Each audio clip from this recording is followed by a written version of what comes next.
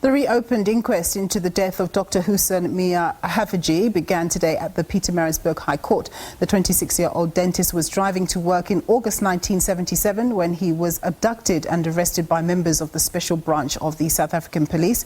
He was found dead 20 hours later. During inquest proceedings in 1978, police officers testified and denied having tortured or killed Haffejee. Well, for more on this story, we cross to my colleague Jayed-Leigh Paulse, who's been covering the story. Thanks very much for joining us, Jayed-Leigh. What's been happening in the proceedings? Well, a very good morning to you, Nompu, and to the viewers back at home. And for the better part of the morning, we heard Advocate Howard Varney just delve into the merits of the case, the first inquest that was opened up in 1978. Also talking about the magistrate's findings with regards to that, saying that it is an injustice as Hoosen Haffejee sustained several injuries while detained in a cell. Also talking about his stature, the type of man that he was. But he opened up his statements talking about a heartfelt letter that was penned by Hoosen Haffejee's mother, Fatima, just calling for justice, and that letter was written to the Natal Witness in 1978 and distributed to many publications.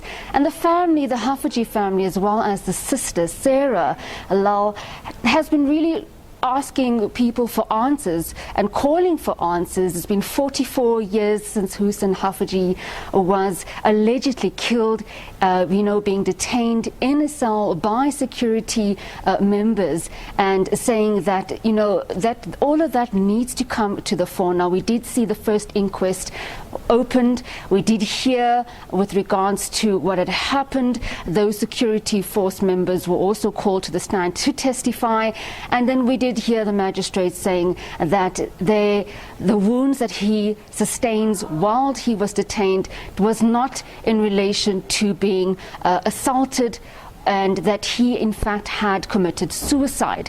But now with the second inquest, the family is hoping that all of this will come to the fore, that justice will prevail, and merely calling on the judiciary to listen to the statements, to go back in time 44 years ago, Nompu, and basically relive what occurred in 1977 when Hoosen Haffejee was kidnapped by security forces during apartheid and taken to prison.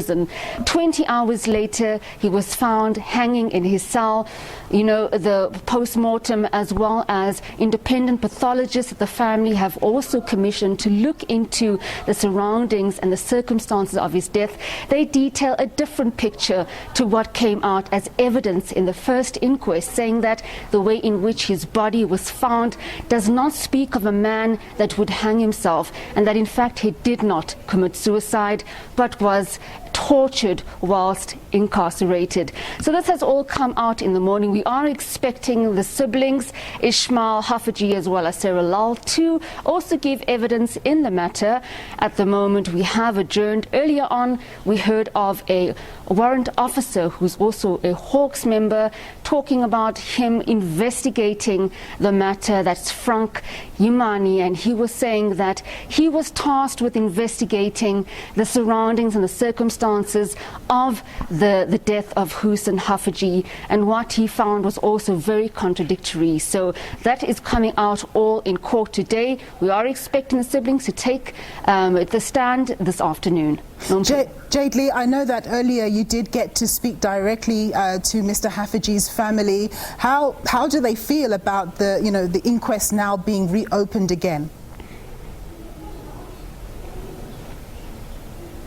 Well, at the first inquest, they weren't happy with the findings of the magistrate, and saying that it was an injustice that their, brother had been killed during the height of apartheid. It was said that Mr. Haffejee had returned from India, and 9 months later he was basically arrested and tortured while he was detained. And they're very heartsore, Nompu. They're also in the age. They've seen their brother Yusuf Haffejee speaking at the TRC Commission. He gave evidence as well. His brother was fighting at the forefront of this, trying to find out what exactly happened. Their parents parents have also passed on. But I think what is more painful for this family is that those who are responsible have also passed on over the years, and there isn't anyone that is going to be held accountable for the murder or said alleged murder of Hoosen Haffejee whilst he was detained. Like I said, he was kidnapped by security members and he allegedly was tortured behind bars, and they just want justice to prevail. So with the inquest opening now, they're going to give evidence later today, and I am sure and I imagine that it's going to go right into tomorrow. There are 37 witnesses that are going to be called to testify in this matter. We've spoken to the lawyers as well, and they're saying that they have a watertight case. They're going to go back in time and reveal the truth of what exactly occurred in 1977 when Hoosen Haffejee, an anti-apartheid activist, was kidnapped and allegedly killed behind bars. Nompu. Thank you very much for that, Jayed-Leigh Paulse reporting there.